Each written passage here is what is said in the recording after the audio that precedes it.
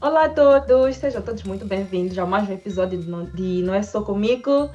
E hoje trazemos uma convidada muitíssimo especial, que é a Jéssica Ferreira, que ela é formada em Engenharia e Gestão de Recursos Petrolíferos, mas também tem um mestrado em Energias Renováveis, que lhe foi concedido através da Bolsa Achieving. Então, hoje nós vamos tratar de mulheres no STEM, quebrando barreiras e conquistando o mundo, e não teremos melhor pessoa para poder nos falar de como quebrar as barreiras do mundo e conquistar todas as coisas que conquistou, senão a Jéssica Ferreira.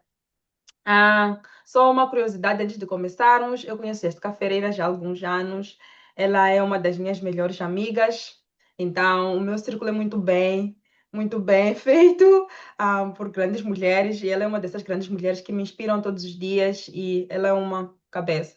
E além dela ser tudo isso que eu já mencionei, ela também é mentora para todos os candidatos à Bolsa Achieving, mas não só isso, mas também é mentora para a vida também. Então, sigam a Jéssica nas redes sociais dela e perguntem muitas coisas sobre Achieving, sobre como um, conquistar bolsas e por aí vai. Ela é uma pessoa extremamente aberta. E para começar, eu vou deixar a Jéssica falar um bocadinho dela e talvez como pergunta de partida seria como e quando surgiu o interesse pelas áreas técnicas e científicas. Olá, Inora. Olá, pessoal, seguidores do podcast Não É Só Comigo. Muito obrigada pelo convite. Em primeiro lugar, eu já tenho estado a acompanhar os vossos episódios, acho que estão a trazer temas bastante pertinentes. Então, acho que aqui, quando me convidam, já elevaram bastante a fasquia e, pronto, traz um pouquinho de pressão também. Mas eu espero que seja uma partilha muito rica e que venha a ser de valor para quem for ouvir este podcast, estiver à procura de oportunidades semelhantes ou das mesmas oportunidades.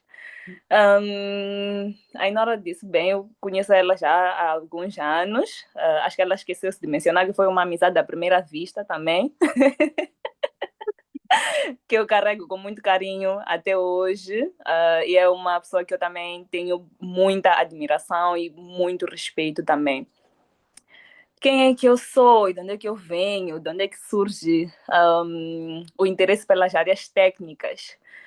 Eu sou uma jovem moçambicana, me considero normal, bastante normal.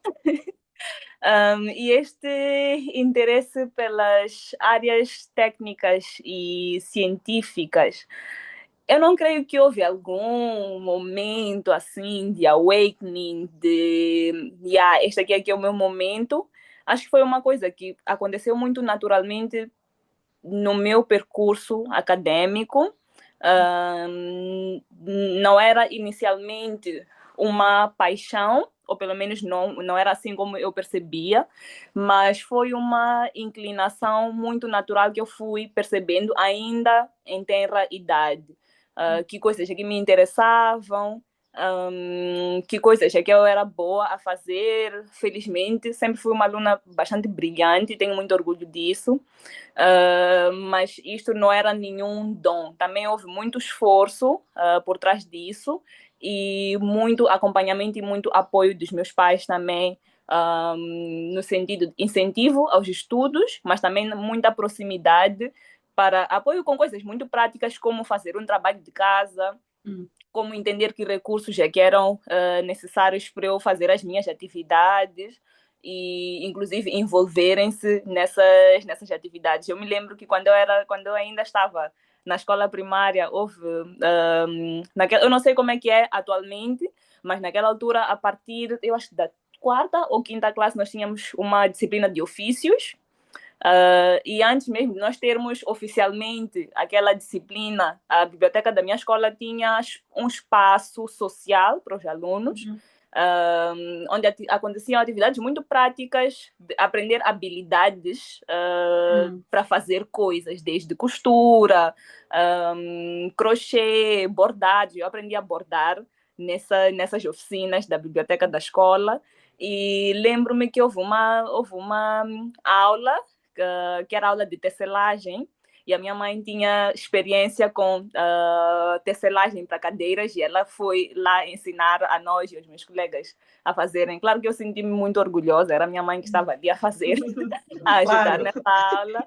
Então, sempre digo isto para reforçar e dizer o que eu explicar o que eu quero dizer com esta questão de proximidade e acompanhamento durante o meu percurso acadêmico. Quando eu digo inclinação, não quero dizer que havia alguma fraqueza para as outras disciplinas, que não são de ciências exatas, que entendemos como a secção de letras ou ciências humanas, mas havia um interesse. Eu brinquei muito com puzzles quando era criança, brinquei muito com bloquinhos de Legos, sempre tive muito interesse por como é que as coisas se constroem, como é que as coisas funcionam, e sempre tive muito incentivo a perseguir aquilo que eram áreas do meu interesse e me especializar. Naquela altura ainda não era me especializar, mas a me desenvolver mais nesse sentido. Então, acho que o suporte vindo de casa foi fundamental para eu continuar a alimentar esse interesse, mas não houve nenhum momento que eu vou dizer que foi super awakening, ou que foi tipo um definidor ou divisor de águas em relação a qual é que seria o meu percurso. Sempre gostei muito de números, sempre gostei muito de coisas lógicas, ou não é, verde, verde, branco, branco. Então, se calhar, porque a área de ciências técnicas e exatas oferece isso, eu acabei por levar o meu percurso para esse lado e não para uma carreira de ciências humanas que muitas vezes precisa de muito argumento, entender e explicar teorias, defender a nosso favor, manipular as palavras de forma que elas defendam aquilo que são as nossas crenças. Então, para mim, foi sempre muito claro o interesse por... e quando eu digo lógica, não estou a querer tirar a legitimidade da lógica das ciências humanas, mas o sentido de muitas coisas nas ciências exatas são absolutas, ou são ou não são. Então, existe uma diferença muito clara. Se tivermos que olhar para números, por exemplo, 2 mais 2 é 4 e é 4. Eu não sei se em um outro universo tem um resultado diferente, mas é mais por aí. Eu acho que foi uma inclinação muito natural, né? Se eu tiver que fazer um resumo, uma inclinação muito natural, não teve nenhum momento especial que definiu isso. Sempre houve muito incentivo partindo de casa para seguir aquilo que eram as minhas áreas de interesse e explorar aquilo que alimentava esse interesse e me permitia crescer nisso. E essa atração pelas coisas muito claramente lógicas e com definições claras também. Acho que foi muito, muito por aí. Não tem nenhuma magia, não teve nenhum momento fairy tale que definiu, ou pelo menos não me lembro, pode ser que seja uma memória core que esteja enterrada e um dia Em venha a algum surgir. momento. Eu acho que é muito interessante o que estás a dizer e me apeguei muito à parte onde disseste que os teus pais identificaram desde cedo o que tu gostavas de fazer e foram ao longo do tempo te dando suporte, te dando todo o material que precisavas para construir essa tua paixão pelas ciências e acho que isso se reflete muito quando eles compram para ti Legos, quando eles compram para ti os puzzles, quando eles compram para ti, por exemplo, não sei, dominós e por aí vai. E você, sem se aperceber, eles estão a construir algo em ti que no final do dia você vai conseguir olhar e dizer que eu gosto disso, vou correr atrás dessa paixão, porque é isso que eu gosto. Então, eu acho que os pais, no final do dia, também têm uma tarefa muito grande, que é de identificar ainda crianças, aquelas que são as nossas inclinações, e nos ajudarem a construir esse caminho de forma natural, como disseste. Tipo, não Sim. sentiste nenhum peso, porque tiveste alguém que logo, ainda pequenina, identificou que ela gosta de matemática, então vou começar a comprar esses brinquedinhos para ela, e naturalmente ela vai se inclinando às áreas das ciências. Então, eu acho que isso é muito bonito. E acho que também nós temos essa tarefa com os nossos sobrinhos, nossos filhos no futuro, e até mesmo Sim. os pais agora que estão a educar as crianças. Acho que é muito bom prestar atenção nessas inclinações das crianças, né? E também porque no final do dia nós queremos evitar ter adultos frustrados com os cursos que estão a fazer, não Foi. sei o quê. ou depois de repente ter que se desviar das ciências humanas para as ciências exatas no meio do caminho, porque aí descobri que não é isso que gostava, mas se conseguirmos fazer, dar um direcionamento, acho que é muito, muito, muito, muito cool. Eu E, acho que é muito. Eu acho que é muito. Desculpa te interromper, Inor. não, Eu acho que é muito importante essa parte que estava a falar agora da orientação, uhum, porque eu acho que mesmo os meus pais, naquela altura, se calhar não fizeram. Se calhar parte desse apoio nem foi muito consciente, orientado hum, para, ok, ela tem esse interesse, vamos propiciar a ela este ambiente para que ela continue a se desenvolver nisso. Naquela altura, eu acho que se calhar não se davam tantos nomes quanto se dá agora no que diz respeito à orientação de crianças.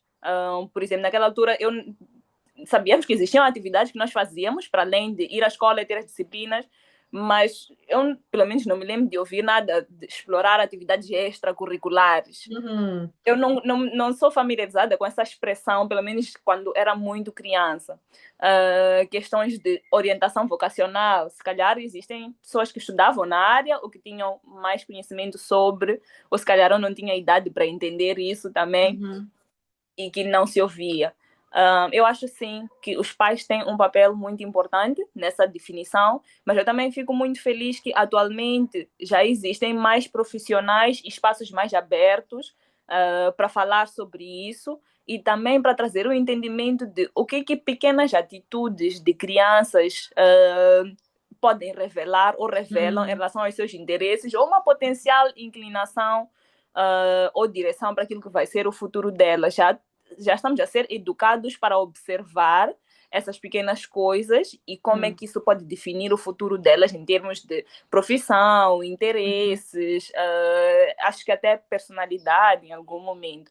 Então uhum, fico muito feliz, apesar de eu ter seguido as áreas de ciências mais técnicas, as questões sobre educação são muito próximas do meu coração e eu acho que é por aí também que vem o meu gosto pela mentoria, que foi uma uhum, palavra também que eu descobri há menos de 8 anos, né? E a uhum, entender o seu próprio significado. uhum, uhum. Eu ia fazer uma pergunta sobre se existia uma mulher que te inspirou ou te motivou a seguir especificamente a área de recursos petrolíferos e alinhado com o que disseste agora sobre mentoria, como é que usas esse curso, né, para ser mentora às pessoas, a tantas pessoas que estão ao teu redor, que te veem como inspiração, que é alguém que já fez um caminho muito largo e buscam o teu conhecimento para também poderem alavancar suas carreiras. Ok? Surpreendente ou não, e se calhar, infelizmente, eu não tive nenhuma figura de uma mulher que me tenha inspirado a seguir esta área em específico. Hoje em dia eu já conheço muitas por estar no setor, Uhum, mas também pela proximidade que existe agora por causa de toda a questão das redes sociais. Agora já temos, inclusive, até uma rede dedicada à área profissional, que é o LinkedIn. Então, acho que essas ferramentas nos permitem estar mais próximos, ou pelo menos conhecermos mais dessas pessoas que podem orientar-nos ou inspirar-nos a seguir um caminho.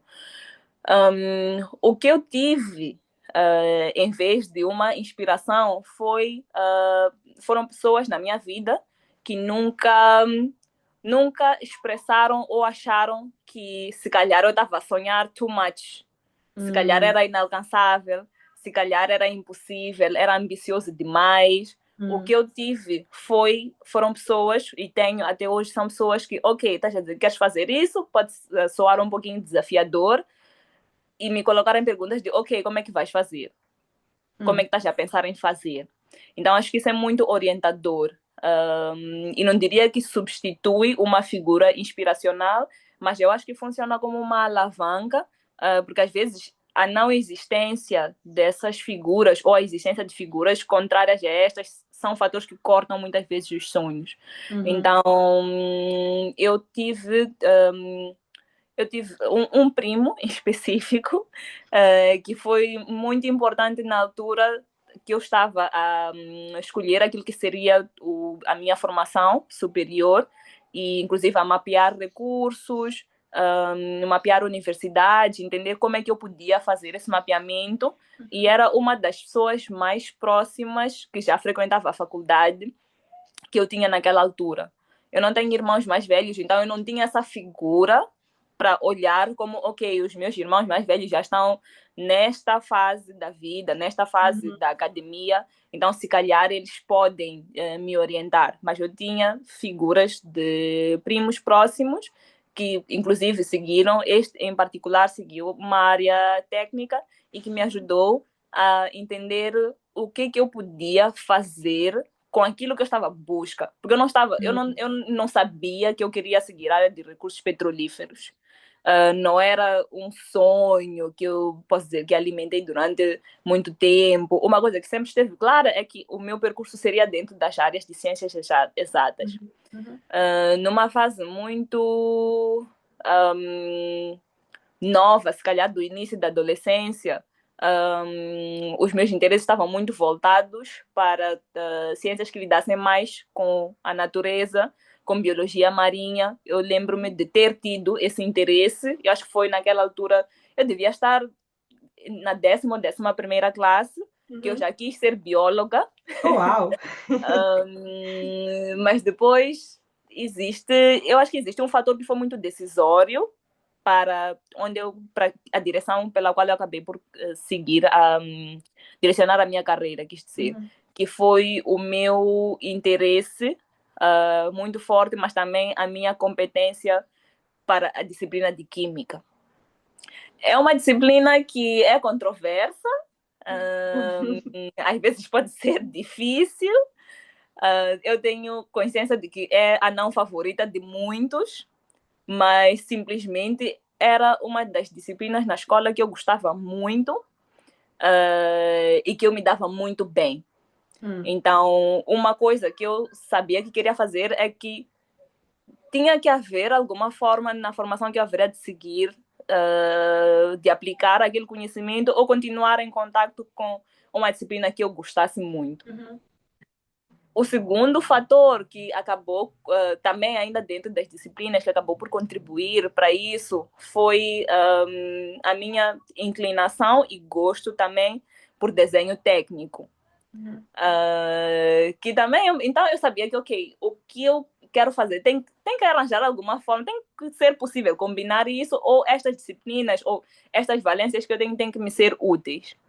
Então, nestas conversas, que se calhar hoje em dia eu até entendo que foram conversas de mentoria, começou a surgir o campo das engenharias, que eram, tipo, se a pessoa quer se envolve desenho, envolve matemática, envolve física e química, muito provavelmente esta pessoa vai se tornar uma engenheira. Então, eu ainda não sabia dar os nomes às coisas, ainda não sabia escolher a profissão, mas tinha consciência sobre quais eram as áreas que eu gostava e que eu tinha as minhas melhores competências e que me dava melhor. Então, ter este conhecimento foi uma coisa que me ajudou, e ter alguém que já tivesse alguma experiência, que entendeu o que estava se a passar na minha cabeça, mesmo que eu não conhecesse os nomes, foi também muito importante para definir qual é que era o caminho. Então, respondendo à pergunta, assim, não houve nenhuma figura que me inspirou a seguir esse caminho em específico, mas houve a componente de eu saber quais eram as minhas inclinações e o que eu gostava, pelo menos da escola, naquela altura, e ter presente uma figura que foi capaz de me orientar e depois me ajudar a mapear os cursos que existiam e que respondiam àquela necessidade, entender quais eram as potenciais saídas profissionais para aquela área e depois cruzar com o que estava a acontecer em Moçambique na altura em relação a essa indústria. Então, houve oportunidade, houve alguma inclinação e houve orientação, e foram estes os elementos que acabaram por me levar a esse curso. E Eu achas acho que eu não que respondi, acho que houve uma parte da pergunta que eu acabei por não responder. sim, mas tudo bem, porque agora tem outra pergunta que achas que o teu professor de química ou professora de química, não sei se era uma mulher ou um homem, achas que eles influenciaram muito a forma como tu vias a química e como tinhas o gosto, como nutriste o gosto pela química, ou foi também algo muito natural de acontecer para ti?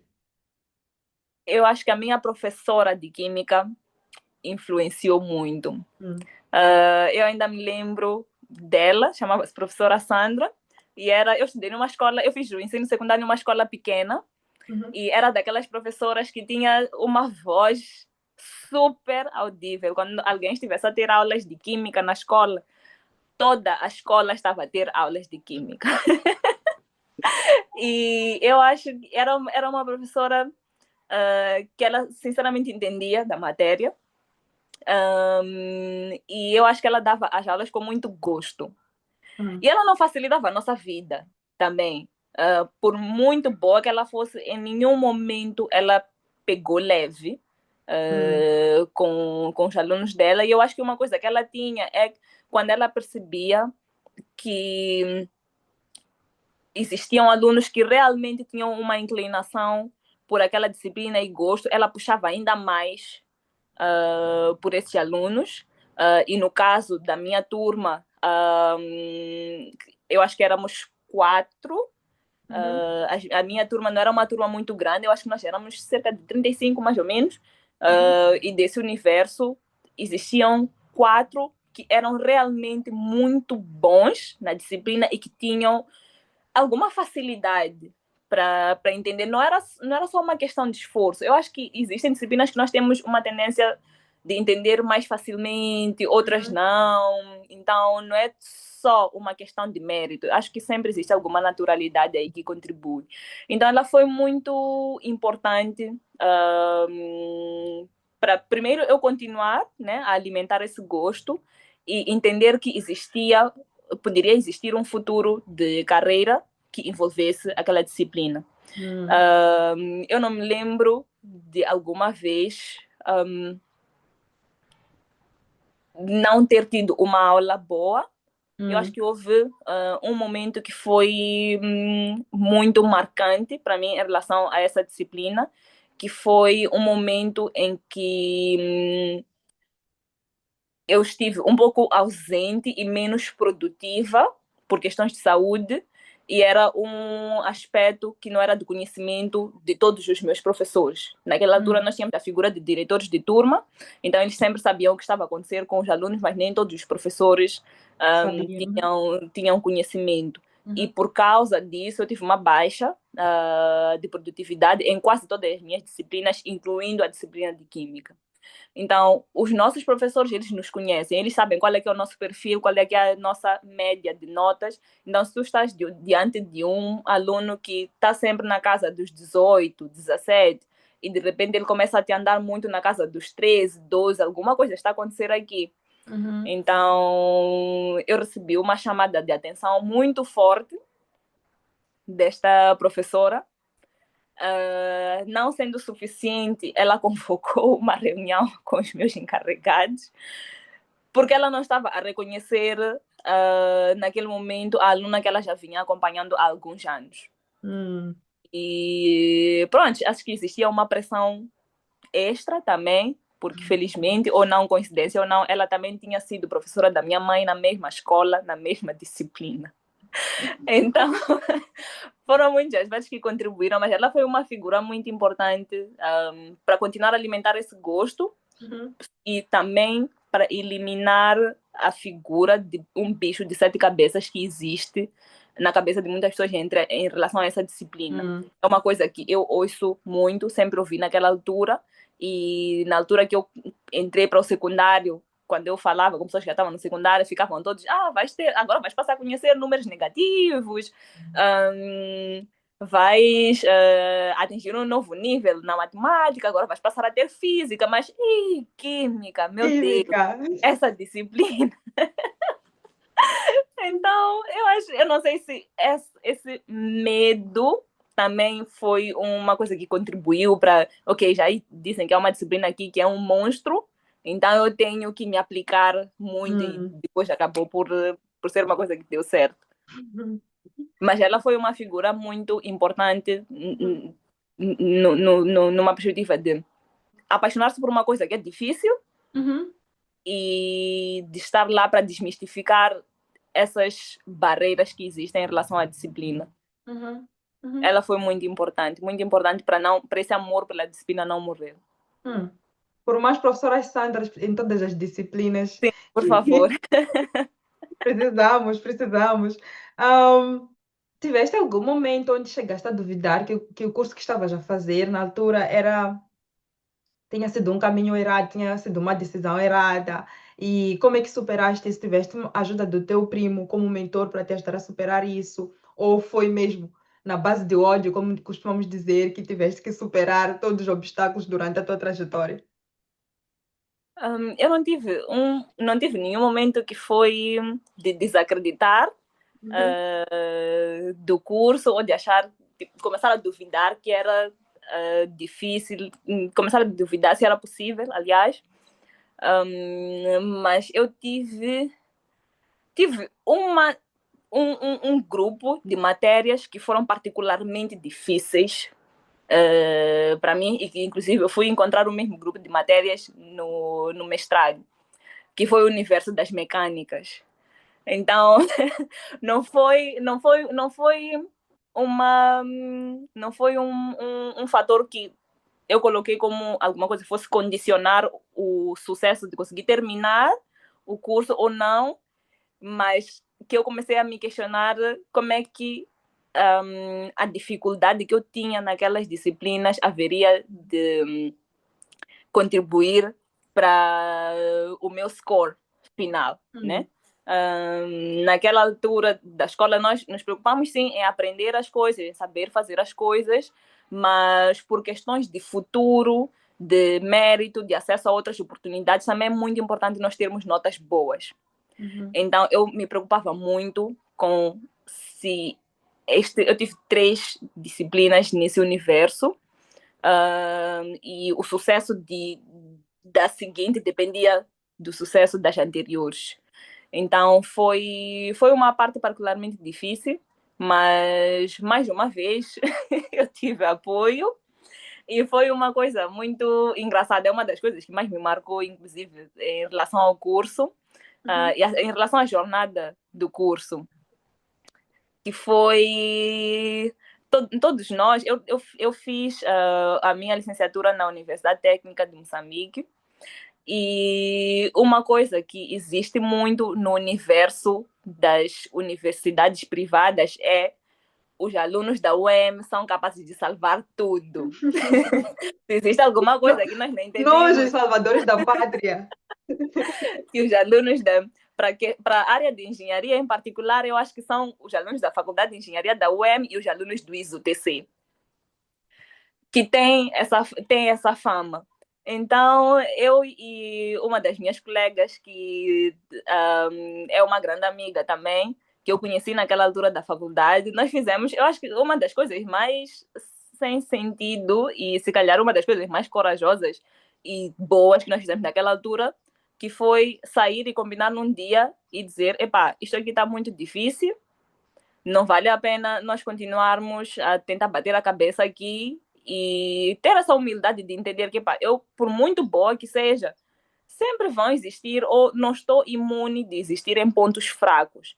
E isso não necessariamente define o teu valor como estudante ou se tu és capaz de terminar um curso ou não. Simplesmente aquela área é particularmente mais difícil para ti. E é uma das razões pelas quais também nós fazemos um curso e no final seguimos carreira numa área específica do curso. Não é porque as Uhum. outras não têm valor ou nós não somos bons o suficiente, mas algumas coisas que se calhar são para ser. Então nós tivemos esse momento de tomada de consciência e de perceber que era a nossa formação que também estava em questão e era a nossa aprovação para aquela disciplina que também estava em questão. Então nós saímos num belo dia e sem conhecer ninguém, sem saber para onde estávamos a ir, com quem íamos ter, fomos para o departamento de mecânica da Universidade Eduardo Mondlane. E nós chegamos lá na maior cara dura e perguntamos quem é que é o melhor aluno aqui nas disciplinas tal e tal de mecânica. E houve um nome que sempre que nós perguntávamos, as pessoas apontavam esse nome. Então nós ficamos, essa pessoa deve ser mesmo muito boa. Deve ser muito boa. E era um jovem que era estudante de engenharia mecânica e ele depois, inclusive, veio a graduar-se como o melhor estudante de engenharia mecânica no ano que ele graduou.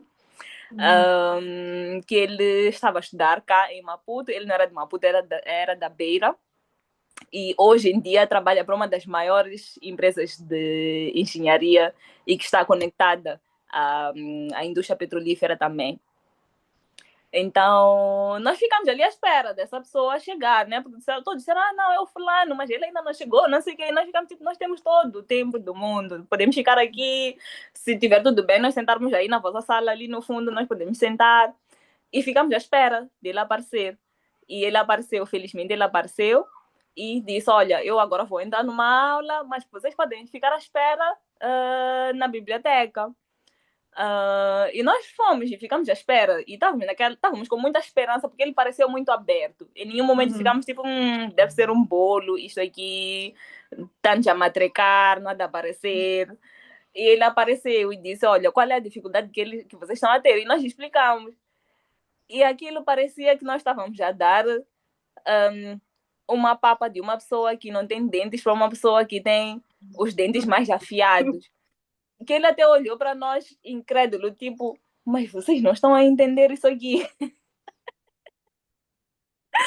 Foi muito engraçado, mas também acho que foi nesse momento que a esperança veio, porque se ele está dizendo que isto aqui não é nada, não sei o que, significa que ele entende e pode nos explicar. E começamos uma jornada com ele aí para superar as dificuldades dessa disciplina. Ele foi muito, ele doou-nos muito do tempo dele, muito do conhecimento dele e orientou-nos nas 3 disciplinas de mecânica que nós tivemos ao longo do curso, até que nós fôssemos bem-sucedidas nela. Às vezes nós íamos até a universidade dele, noutras ele ia até a nossa universidade, e também acabou por surgir uma amizade nisso. Sempre foi muito paciente, então foi uma pessoa muito importante para superar essa dificuldade. Em relação a duvidar se esse era o caminho, eu acho que começaram a surgir alguns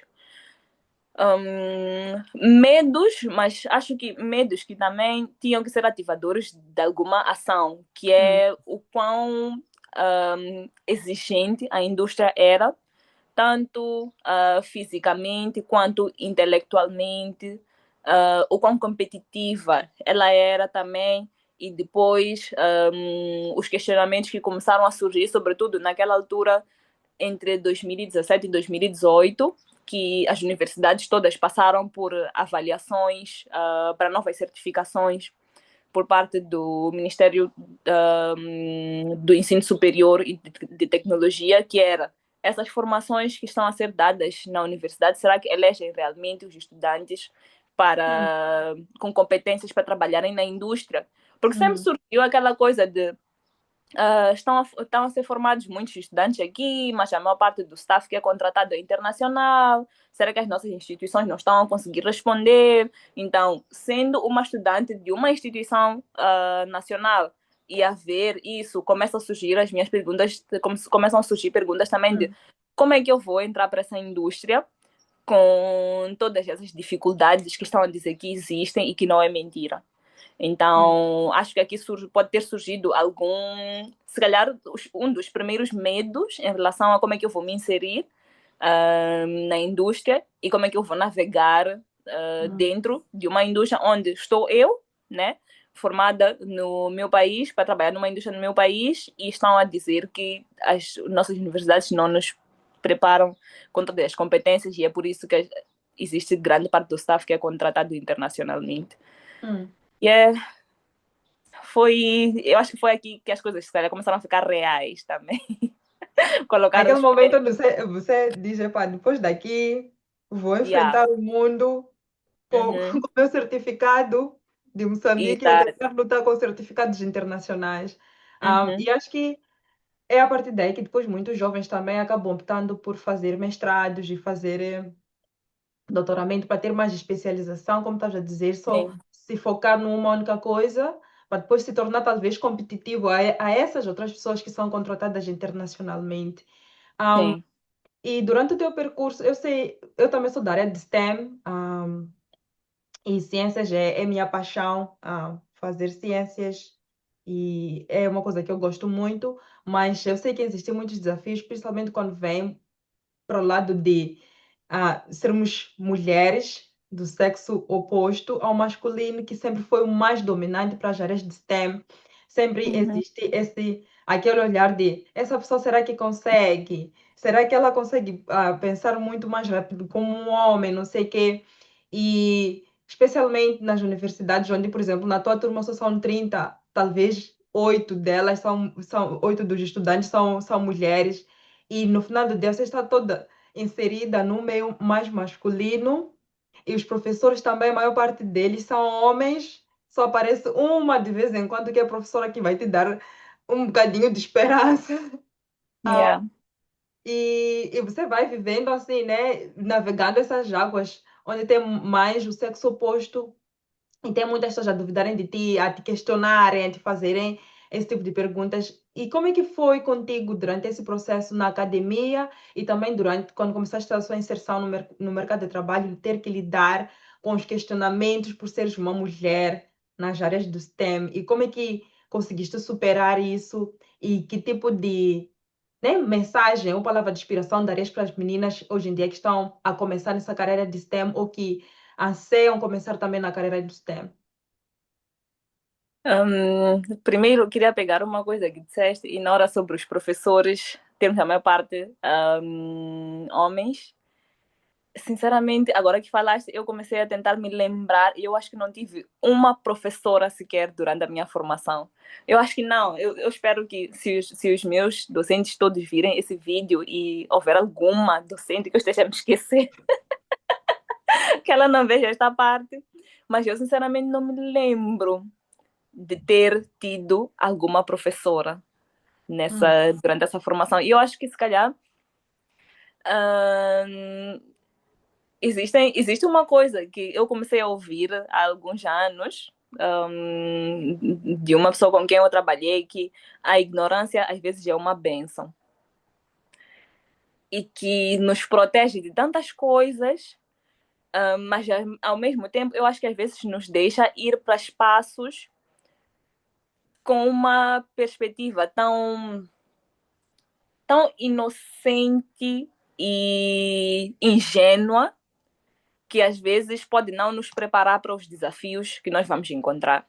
hum, Durante o meu percurso acadêmico, eu não senti muito disso, mas também porque se calhar não ligava. Mais para frente, quando eu comecei a refletir em relação a alguns comentários que muitas vezes eram feitos em jeito de gozo, por ser uma menininha toda pequenininha, e gozos como nem sequer uniforme para ti vai existir, tipo, não se faz esse tamanho de uniforme. Não existe tamanho de bota para os teus pés na indústria, essas coisas. Ou, mas tu gostas de ler muito, és boa a fazer apresentações, se calhar devia estar a fazer um curso na área de comunicação. Mas quem é que disse que uma pessoa que faz cursos na áreas técnicas tem que ser uma pessoa que não sabe se comunicar? Eu acho que uma coisa não tem nada a ver com a outra. Existem casos, sim, de pessoas que são dessas áreas e se calhar não se comunicam com tanta fluidez, mas eu acho que não é nenhum fator definido pela área que a pessoa está a escolher. Então, voltando um pouquinho para a forma como eu fui educada e ensinada a isto aqui faz sentido para ti, tens que arranjar uma forma de fazer funcionar. E esse não cortar os pés, não cortar as asas, nunca colocar. O questionamento nunca foi de e se não conseguires, ou de tem certeza. Já viste tipo alguma pessoa como tu a fazer e não sei o quê. nunca existiu isso da parte da minha educação. Então, eu nunca tive esse questionamento e, se calhar, por causa dessa parte ingênua, nunca encarei os gozos como, como um preconceito em relação às mulheres na área de STEM. Que, se calhar, às vezes até é um preconceito que as pessoas nem sequer sabem que é um preconceito e é uma coisa que está tão enraizada e normalizada que é como se as pessoas não fizessem de propósito, mas em algumas pessoas que se calhar não tenham tanto incentivo quanto eu tive, isso pode ser um fator que pode decidir se a pessoa, pode levar a pessoa a decidir não continuar naquele percurso. Quando eu faço a transição da academia e começo a conhecer um pouquinho mais da indústria, no final da minha formação eu tive uma oportunidade muito interessante que foi muito boa, inclusive até para eu terminar a minha formação e escrever uma tese que eu sou apaixonada até hoje. Claro que hoje já não estou muito inserida naquela área, mas tive um supervisor incrível também e que me permitiu usar ferramentas técnicas, me ensinou a usar essas ferramentas técnicas e até adaptar a coisas que eu devia ter tido acesso para fazer o trabalho, mas infelizmente por limitações técnicas das nossas próprias instituições não foi possível. Foi a oportunidade de ter ido fazer um estágio numa das plataformas do setor petrolífero em Moçambique, que foi a primeira vez também que eu estive num espaço completamente desconhecido e que tive que ter alguma coragem, tive que ter maturidade também para ir para esse lugar onde eu não conhecia ninguém, não tinha ninguém que pudesse ser o meu backup, mas tinha que ir, porque existiam coisas lá que podiam ser respostas das perguntas que eu tinha. E eu me deparar realmente com um cenário onde eu não vi muitas mulheres. Eu me lembro de ter sido acompanhada pela equipa de gestão da plataforma, que tem várias áreas de gestão ambiental, de qualidade, de operações, e pela equipa operacional. E nessas duas equipas, que eram equipas grandes, eu acho que o departamento da gestão devia ter umas 8 ou 9 áreas, e existia uma engenheira ambiental.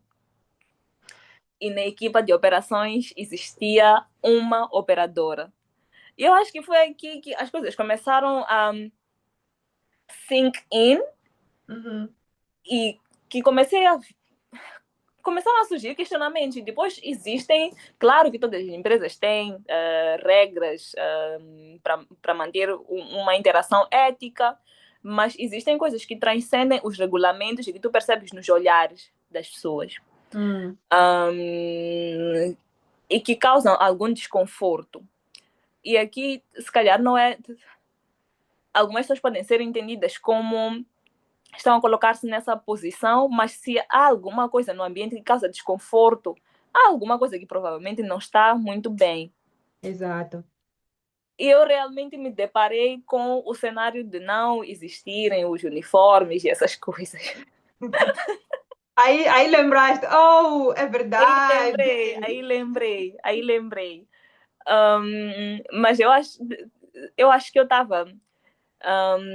eu acho que se eu não tivesse recebido uma muito boa orientação do meu supervisor antes de ir para o lugar, se calhar esses fatores com os quais eu me deparei teriam sido fatores que teriam diminuído um pouquinho da minha motivação. E eu me lembro de algumas coisas que ele disse, que foi: tu estás a ir para um espaço industrial que muitos dos teus colegas também querem estar, e poucas pessoas conseguem essa oportunidade. Então, em nenhum momento tu podes perder o foco do que estás a ir fazer lá e te deslumbrares com o ambiente a ponto de esqueceres qual é a tua missão. Nós temos perguntas por responder e tu estás a ir à procura dessas respostas. Procura conhecer outras partes da indústria, vai às comunidades à volta, e eu tive a oportunidade de fazer isso. Interaja com diferentes profissionais que vão estar ali presentes, mas não te esqueças de responder as perguntas que nós temos que responder, porque é a tua formação também que está na linha aqui, que está em jogo. Então, eu acho que esse reforço e o contato com ele todos os dias para saber como é que tinha sido o dia, como é que estava a andar, que coisas é que eu tinha, se calhar, percebido no terreno que nós não tínhamos nos questionado antes, quando estávamos a fazer a parte teórica do trabalho que aconteceram, também me ajudaram a manter muito o foco e foram fatores que permitiram com que, mesmo diante das partes um pouco mais desafiadoras, o foco não se desviasse e a motivação não ficasse perdida também. Então, mais uma vez, eu acho que é muito importante que as pessoas tenham orientação, porque naquela altura nós nem sequer temos, quando estamos na faculdade ou quando estamos a terminar, nós não temos nenhuma experiência profissional, com exceção de alunos que se calhar estivessem a estudar e a trabalhar ao mesmo tempo. Então, existem questões ligadas à inteligência emocional, à ética profissional, que se nós não tivermos orientação, nós não vamos conseguir navegar naquele ambiente. E a verdade é que no ambiente profissional nós não vamos nos deparar só com coisas que nós gostamos ou com coisas fáceis. Então, termos orientação e acompanhamento é muito importante para nós não perdermos o foco e conseguirmos atravessar esses momentos que são desafiadores e que podem ser definidores de eu continuo aqui ou não. Então, foi uma oportunidade muito boa, foi desafiador, mas foi uma coisa que me gerou frutos muito bons e que, inclusive, me ajudou a responder se era realmente naquela indústria que eu queria continuar a construir o caminho, conhecer outras partes do setor de energias, que eu comecei a ter perguntas sobre também e que começaram a se tornar potenciais áreas. Então, acho que quando nós saímos do espaço da academia, é desafiador, sim, mas eu acho que é muito importante manter a mentalidade aberta para aprendizagem. Então, nós não vamos fazer tudo sempre, não vamos sempre fazer o que gostamos, nem o que é mais simples, mas a vida é assim. Então, e é daí onde nós tiramos grandes lições que nos fortalecem enquanto profissionais, enquanto humanos também, e aprendemos coisas novas. E aprendemos a fazer perguntas novas também, que nem sequer sabíamos que valia a pena questionar. Sim, sim. Eu acho que até agora o que eu tiro de todo o teu trajeto é que é muito importante ter uma rede de apoio. É muito importante ter pessoas ao teu redor que vão te dar o suporte que precisas, que vão te ajudar a identificar as janelas que precisam ser fechadas ou que ainda vão te ajudar a ainda abrir as portas que são necessárias.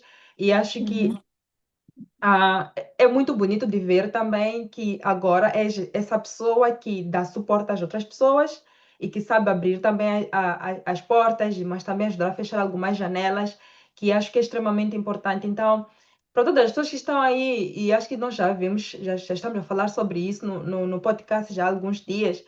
Identifiquem pessoas que vão vos ajudar a fazer o caminho. O caminho não se faz sozinho, mas se faz acompanhado com pessoas que têm experiência naquela área, naquele assunto que você quer resolver. Então, identificar essas pessoas e ter essas pessoas ao redor é muito importante, mas mais importante ainda é saber fazer perguntas inteligentes que vão te ajudar a te direcionar, mas também a identificar aquilo que queres trabalhar.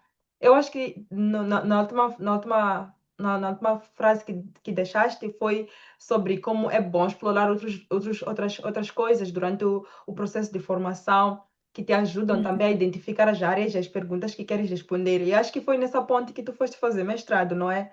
Nos conta como é que foi essa a decisão de fazer o mestrado em energias renováveis, como é que foi o processo de candidatura às bolsas e por aí vai. Primeiro, sim, é muito importante nós termos pessoas a nos acompanharem e termos rede de apoio. Eu acho que num dos episódios passados que eu assisti, tinhas dito, Inora, nós somos seres humanos e somos seres sociais. e não somos independentes, somos interdependentes. Uhum. Então, é muito importante nós termos um círculo muito, muito forte. E uma coisa que eu esqueci de dizer é que uma das figuras muito importantes para eu conseguir essa oportunidade foi uma mulher.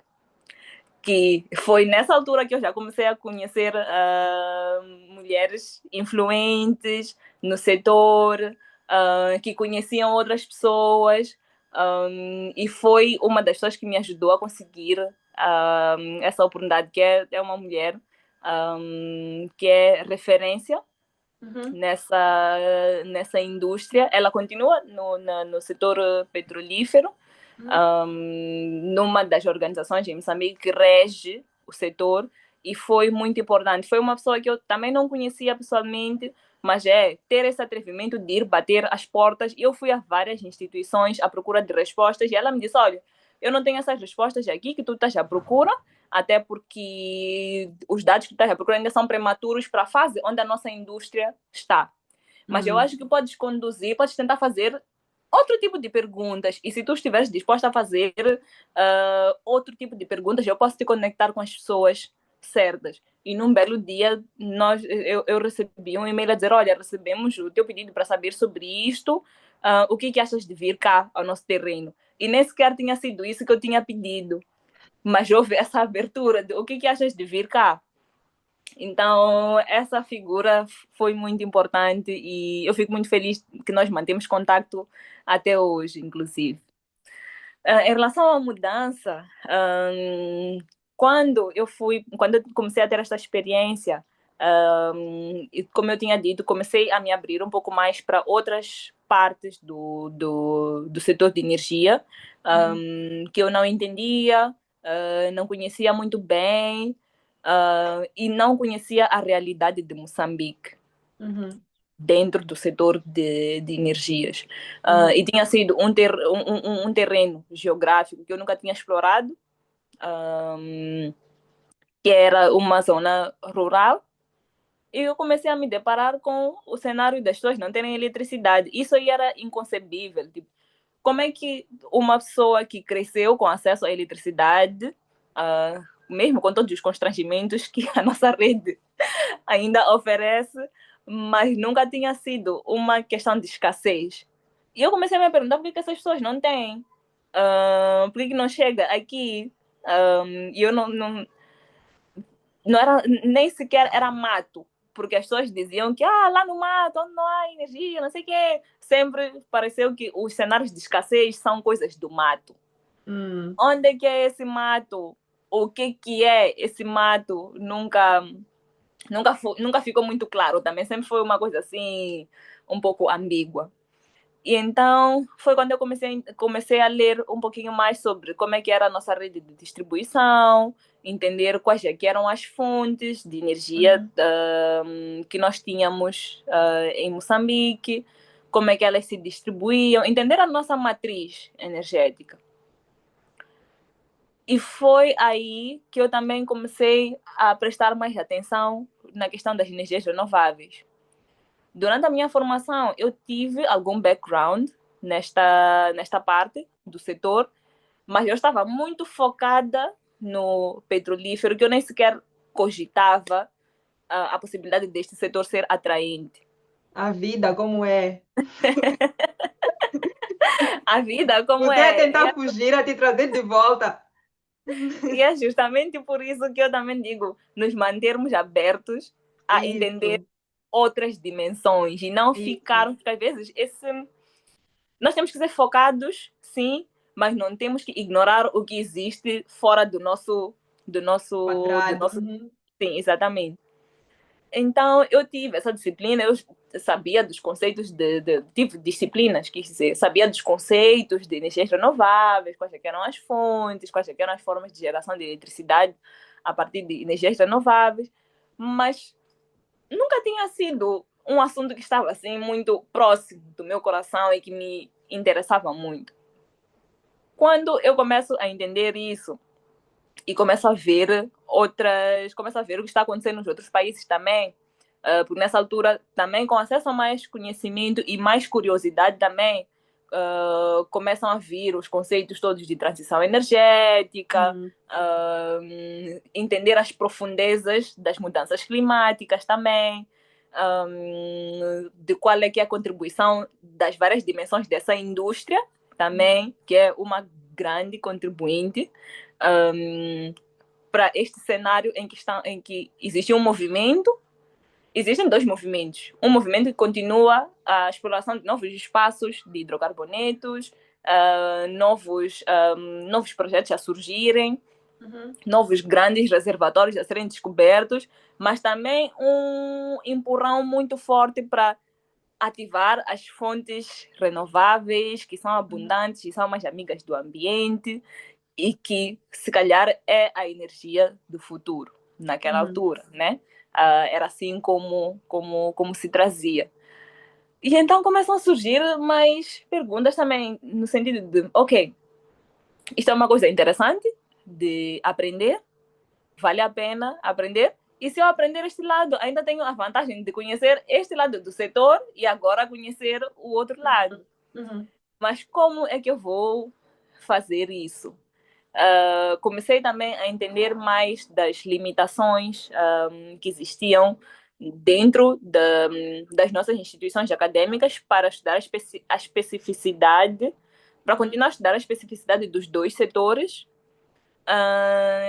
E eu acho que é nesta altura também que eu começo a resgatar o sonho de fazer formação superior numa escola internacional, que é uma coisa que existia ainda num período bem prematuro da minha vida acadêmica, quando eu nem sequer sabia o que estava a fazer.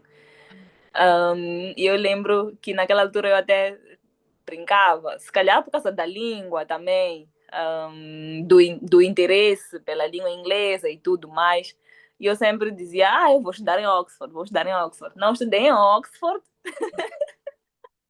Mas esteve perto. estive perto e acabei por estudar na Inglaterra.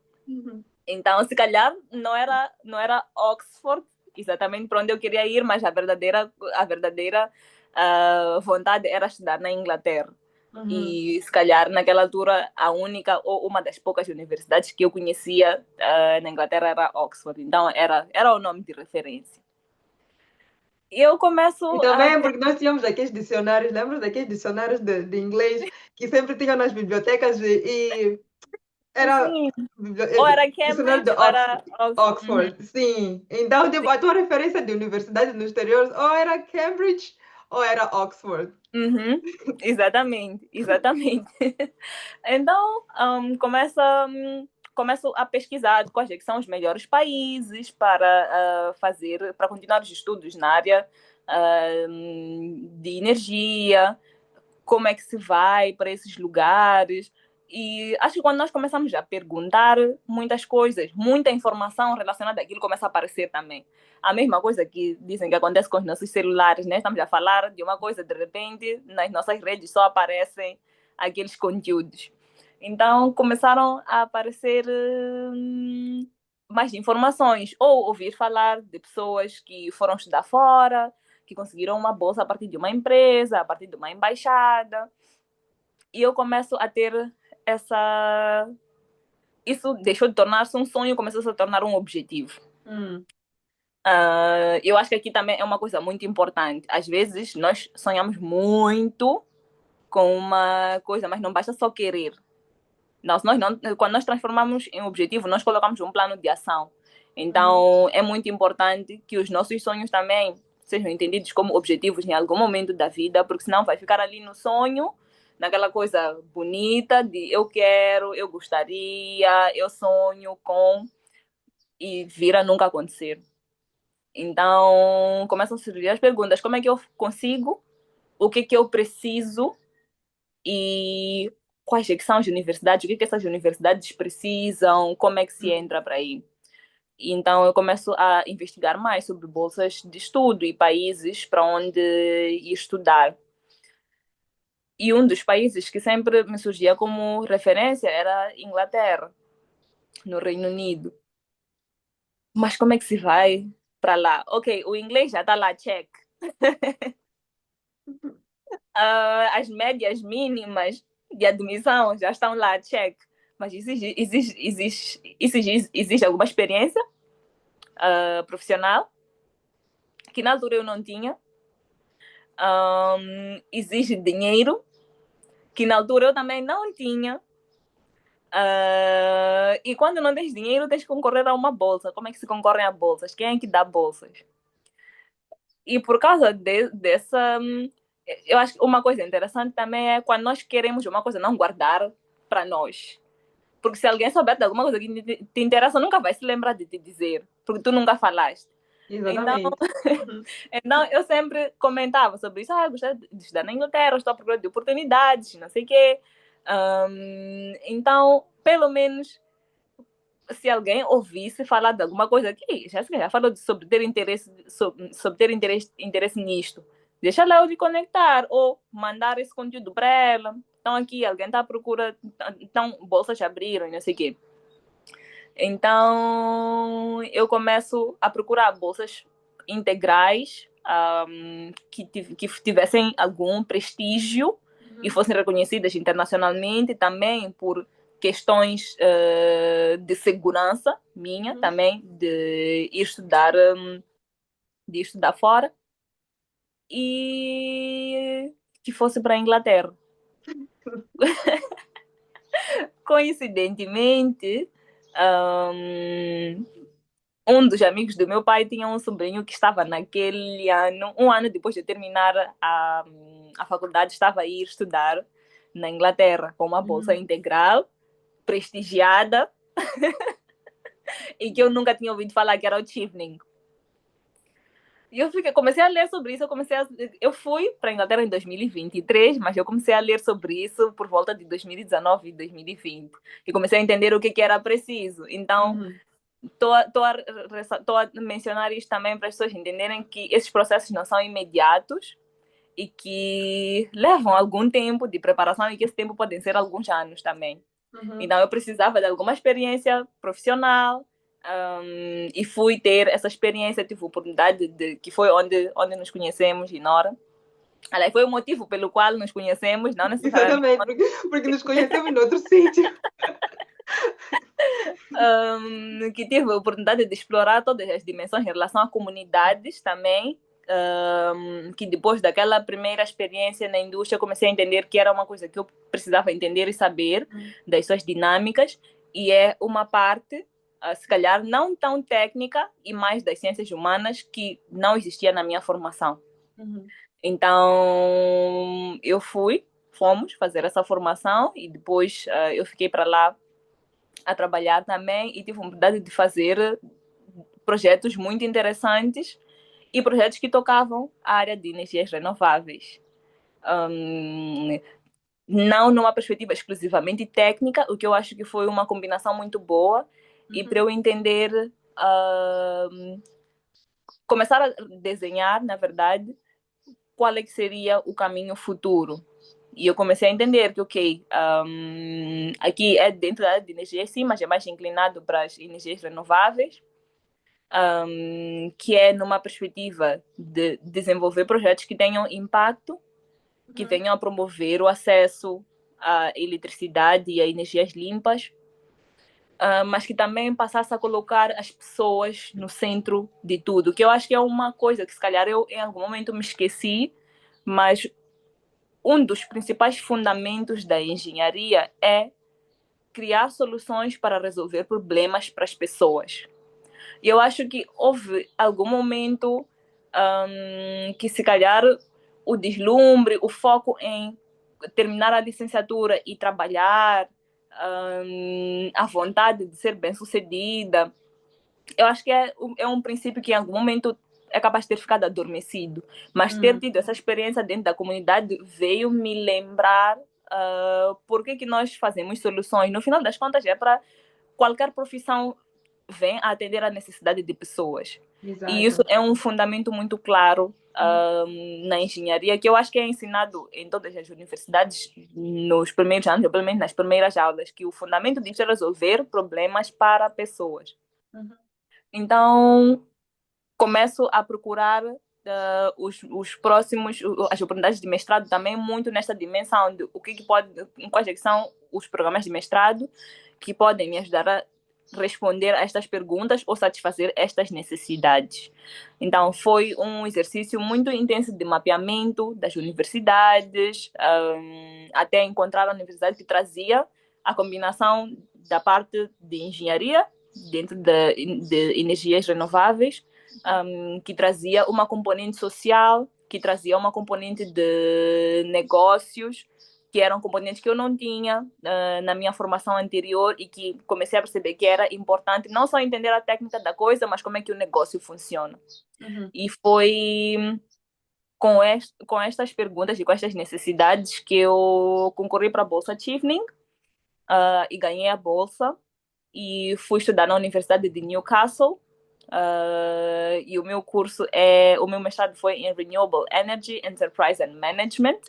É um pouquinho, perde-se um pouquinho do suco da coisa se traduzido para português, mas na essência é um curso que combina a componente de empreendedorismo e inovação na área de energias renováveis e a componente técnica das soluções de energias renováveis. E é com isso que eu trabalho atualmente. Incrível, incrível. Se inspirem. E quando nós vamos estudar no exterior, há sempre uma pressão de voltar ou não voltar. E eu sei que você escolheu voltar e agora, atualmente está em Moçambique a trabalhar com uma das organizações que lida com energias renováveis e transição energética em Moçambique. Tiveste que lidar com essa pressão de ficar, recebeste muita pressão de já saíste daqui, fica lá aí, não tens que voltar, não sei o quê. E aí tens que lembrar as pessoas que o teu propósito é voltar e ajudar as comunidades do teu país né, a ter acesso às energias limpas, não sei o quê. Como é que tiveste que lidar com esse conflito entre ficar e não ficar? Esse é um conflito muito real e essa é uma pergunta que eu recebo até hoje. Eu acho que ainda há 2 semanas, quando eu conheci uma nova colega e conversamos um pouquinho, a primeira coisa que ela perguntou quando eu falei da experiência, como foi, por que voltaste? E muitas vezes o porquê que voltaste não é com a intenção de entender por que é que voltaste, mas de isso não faz sentido. Perdeste grande oportunidade. Mas uma coisa, eu acho que nós temos não uma visão equivocada sobre o exterior, mas uma visão que nem sempre é realista. As coisas não são assim tão fáceis e sempre tão bonitas no exterior. E essa é a parte que muitas vezes ou nunca é mostrada. Não nos contam essa parte. Não conta essa parte, vais descobrir sozinho. Mas depois, eu acho que muito da razão também para não. Eu acho que são questões que muito mais vezes me incomodaram por causa da razão, por causa da razão pela qual as pessoas fazem a pergunta e não necessariamente por me deixarem dividida em relação a qual é que é o caminho. Felizmente, a minha consciência é bastante independente e eu tento buscar sempre razões lógicas e tentar tomar as minhas decisões com discernimento.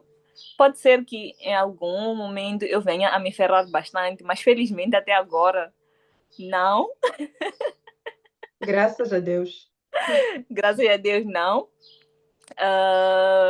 Mas também ficou muito próximo de mim o porquê que eu fui fazer este estudo, inclusive a forma como eu conduzi os meus estudos lá, que era para me preparar com capacidades que me pudessem deixar apta a navegar essa indústria cá em Moçambique. E existem muitos projetos cá com os quais eu gostaria de trabalhar, em que inclusive falei deles durante a minha candidatura e que eu acho que sempre foram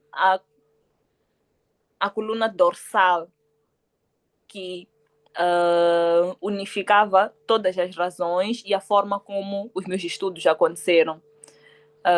E como eu conduzi, o que eu estava interessada em aprender, as interações que eu procurei explorar.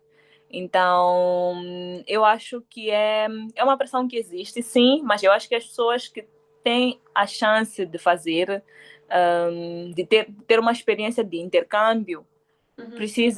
precisam encontrar algum equilíbrio e procurar tomar as suas decisões com discernimento, porque por mais que nós recebamos conselhos ou nos deixemos influenciar, no final das contas as decisões que nós vamos tomar vão ser sobre a nossa vida e quem vai lidar com qualquer tipo de consequências que tiver que surgir daí seremos nós, Uhum. individualmente.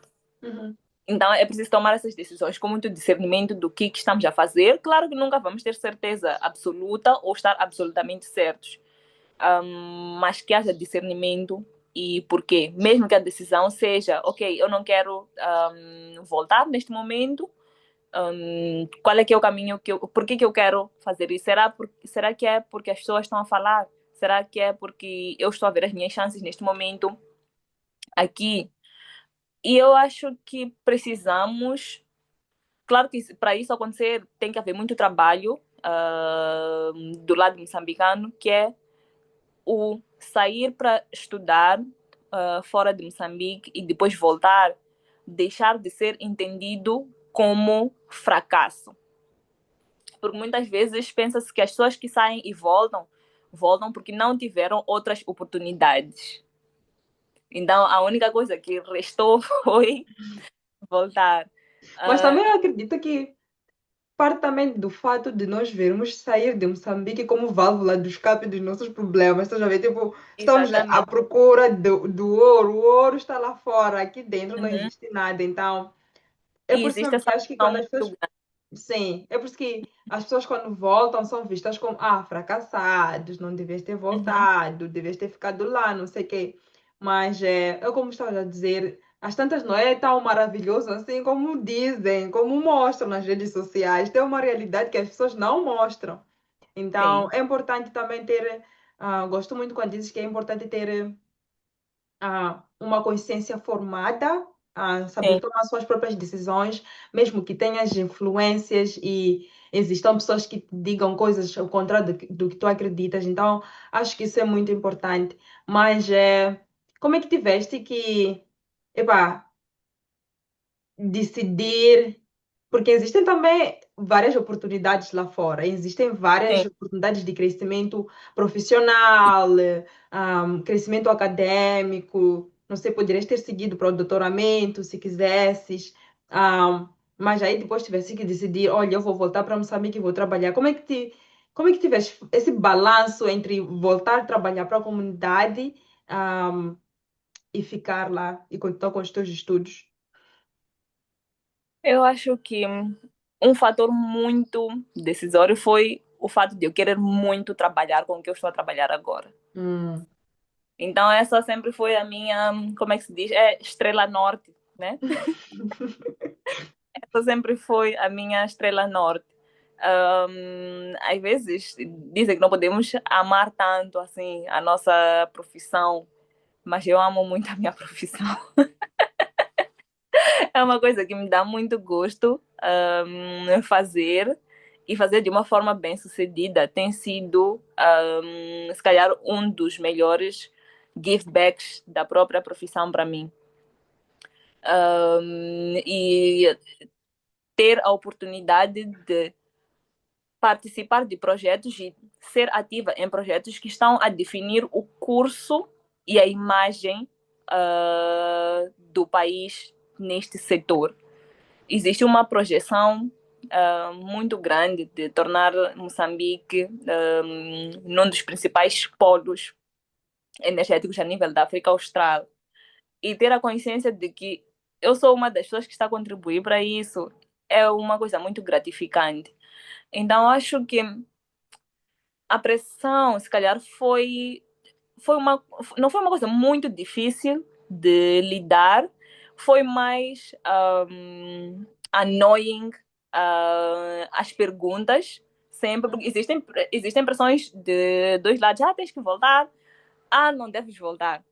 Então, e depois é também eu acho que é o self-entitlement que as pessoas têm, que buscam de algum lugar, de nós podemos tomar a decisão por ti e temos o direito de te dizer o que é certo e o que não é. Na tua Então, vida. exatamente.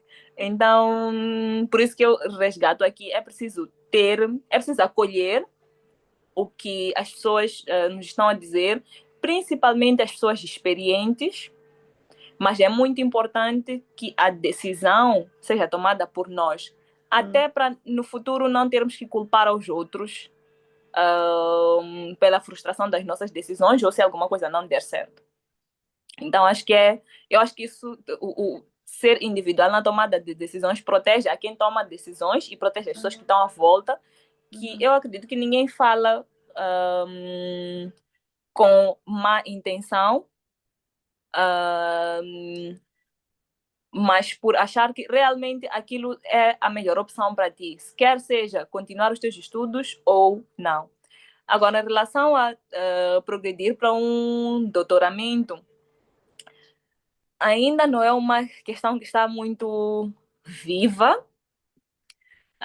Se eu tivesse que dizer e que coloquei na balança entre um doutoramento e o seguir a área profissional, prática e técnica, este lado pesou mais e se calhar pela necessidade de experimentar um pouco mais da indústria, que ainda não era uma dimensão que eu tinha como especialidade ou como uma experiência muito grande. Então, da mesma forma como foi importante para mim ter alguma experiência profissional antes de decidir como é que eu queria conseguir, como é que eu queria continuar a guiar os meus estudos, penso que é igualmente importante eu conhecer melhor esta indústria e explorar melhor antes de eu tomar uma decisão de para que sub-área dentro desta área eu quero continuar a me especializar, inclusive. Então, eu acho que se calhar isso aqui resgata um pouquinho daquilo que eu disse no início sobre a lógica. Eu prezo muito por a existência de evidências nas decisões que eu estou a tomar e eu me sentir confortável com essas decisões, principalmente. Hum, hum. Muito bom. E já estamos quase a finalizar nosso episódio, mas queria pedir que deixasses aqui alguns conselhos a todas as jovens moçambicanas que estão para começar a sua carreira no STEM, as que estão a estudar no exterior e que recebem essa pressão, e se sentem divididas entre dois mundos, entre Moçambique, onde estão a residir, e como é que podem tomar uma decisão mais coerente. Eu sei que falaste disso ao longo do tempo, que ter uma decisão, uma opinião formada daquilo que tu és é muito importante, mas de uma forma mais assertiva. O que dirias, por exemplo, para uma Jéssica com 13 anos ou uma Jéssica com 18 a começar a engenharia petrolífera ou uma Jéssica que está no Reino Unido agora a fazer um mestrado? E que tipo de incentivo também, tipo, darias para essas pessoas, dirias para essas pessoas, essas menininhas? Essas Eu mulheres. vou Eu vou começar pelo incentivo a seguir a carreira e a vontade de estudar no exterior. É nos desapegarmos e nos desfazermos da crença de que existem oportunidades que são para algumas pessoas. É certo que, em função do nosso background, algumas oportunidades vão ser de mais difícil ou mais fácil acesso, mas se nós procurarmos falar com as pessoas certas, muitas vezes essas portas vão se abrir. E aqui me leva para a segunda parte, que é se nós tivermos questionamentos ou quisermos entrar numa nova área profissional, mesmo que não seja a área de STEM, e isto é uma coisa que eu, se tivesse o conhecimento que tenho agora, se calhar teria começado a fazer isto mais cedo, que é procurar conversar com as pessoas que já estão a trabalhar na área e entender o que é aquela área profissional fora da academia, porque eu acho que a academia não nos mostra nem sequer 20% do que é uma área profissional. Então, procurarmos entender o que é aquela área. Hoje em dia existem muitos eventos onde nós podemos colocar em prática as nossas habilidades de networking. Alguns eventos são pagos, mas também existem muitos eventos que são de entrada livre, quer eventos online, presenciais. Então, procurar informação sobre quais é que são esses espaços, em que espaços é que essas pessoas andam e procurar conversar com elas. Demonstrar interesse e quando nós queremos nos inserir nesses espaços também, não termos a mentalidade de sugar somente e procurarmos entender o que nós podemos dar também, o que eu tenho de interessante que eu estou a trazer para aqui também. Porque isso é uma relação de dar e receber. Todos têm que ganhar Podes dar aqui. um exemplo de dar e receber? Acho que podemos pegar no exemplo de mentoria, por exemplo. Um, quando eu comecei a sentir o impacto daquilo que o meu mentor, por exemplo, na altura que eu estava a fazer candidatura para o Chevening, o impacto de ter ele a me assistir e a me acompanhar, que estava a tornar o caminho muito mais simples para mim. Eu comecei a querer ser uma pessoa que fosse facilitar aquele processo para outras pessoas também. Então, conhecimento não ocupa espaço, doar um pouquinho de nós não tira de nós. Então, estar aberto a partilhar o que eu adquiri de tanto valor com as outras pessoas, se calhar é a melhor forma de eu dar de volta para a pessoa que também me deu e que provavelmente recebeu de outra pessoa.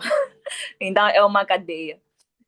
Então, acho que isto seria um exemplo de dar e receber. Nem é sempre para a pessoa que nos deu, mas se calhar a melhor forma de dar é dar para outra pessoa. Exato. Então, diria isso. Procurar conversar com as pessoas que fazem parte do setor e entender o que é o setor no dia a dia. O que elas mais gostam, o que acham mais desafiador, o que acham que acrescenta mais valor. E procurar entender se nós nos identificamos com aquilo. Depois, sobre quem está neste percurso de estudar fora, é procurar explorar o máximo o que é a academia naquele setor, no país onde estás a estudar. E se for da tua vontade permanecer, procurar entender como é que eu me situo socialmente, economicamente e culturalmente também. Porque a dimensão da vida lá não vai ser definida só pela tua experiência acadêmica. Procurar conversar com outras pessoas que também migraram e permaneceram ou voltaram, entender quais foram as suas experiências, que é para facilitar a tua própria jornada de autoconhecimento em relação à experiência que estás a ter. E assumir a posição de ser responsável pela decisão que vais tomar. Se a pessoa for estudar fora, muito provavelmente já é maior de idade. Isso significa que está na hora de começar a tomar as próprias decisões. E lidar com as consequências. Exatamente. Então, procurar entender o que pode advir disso, estar aberto a receber conselhos das pessoas que nos querem bem, das pessoas mais experientes, mas no final do dia assumir que é uma decisão individual. E acho que também não ter medo de isso dar errado, porque é um resultado. E alguns de nós podem entender como um resultado mau ou bom, mas no final do dia é um resultado. Mas não significa que se tivesse tomado outra decisão, automaticamente haveria de dar certo. E sempre podemos mudar de decisão também. Eu mudei de decisão em relação a qual é que era o futuro da minha carreira e tem estado a dar certo até hoje. Então, é por aí. Acho que deixei. Acho que Sim. respondi, não? Respondeu. E só me recordei de uma frase que um gestor com quem eu trabalhei sempre usava, e era muito engraçado, porque eu podia ter com ele toda preocupada com um assunto que eu não estou conseguindo resolver, porque me deram certas instruções, e ele dizia assim sempre para mim: e não, nada está escrito na pedra. Nada, Pois. nada está escrito na pedra. Nós podemos sempre adaptar as coisas e fazer com que elas funcionem da melhor forma possível. E isso não se aplica não só no seio de trabalho, no meio profissional, mas na nossa vida também. Nós temos ambições, sonhos, ah, e objetivos por alcançar, e às vezes nos cobramos muito para que isso saia da forma como nós planeamos, mas nem sempre sai da forma como nós planeamos, né? Então, ter essa consciência de voltar para trás e lembrar nada está escrito na pedra, posso adaptar isso e fazer com que as coisas funcionem é muito importante. Então, muito obrigada, Jéssica, por ter aceito esse convite, a nos dar só um cheirinho daquela que é a tua vida profissional, acadêmica, tuas aspirações, inspirações e onde é que tu queres chegar no futuro. Tenho certeza que já inspiras várias mulheres e vários jovens com teu trabalho como mentora, mas também no trabalho na indústria. E como disse antes, é um prazer enorme te conhecer e estar na tua vida e ver-te de perto a crescer. Sim, então, muito obrigada por ter vindo aqui e fazer parte deste podcast. E aos nossos seguidores, as pessoas que vão ver esse episódio, por favor, sigam as nossas páginas, coloquem lá um like, sigam a Jéssica nas redes sociais. Ela é muito ativa no LinkedIn, então, se vocês quiserem falar com ela sobre Chevening ou sobre outra oportunidade de bolsa que vocês acham que ela pode ajudar, procurem ela no LinkedIn, mandem mensagem para ela, ela vai responder-vos, super acessível também. E não deixem de perguntar se tiverem alguma questão sobre a vossa vida e procurem mais uma vez se rodear de pessoas que vão vos ajudar a alcançar e a conquistar as vossas metas. Então, este foi o nosso episódio de hoje. Espero que vocês tenham gostado e até a próxima.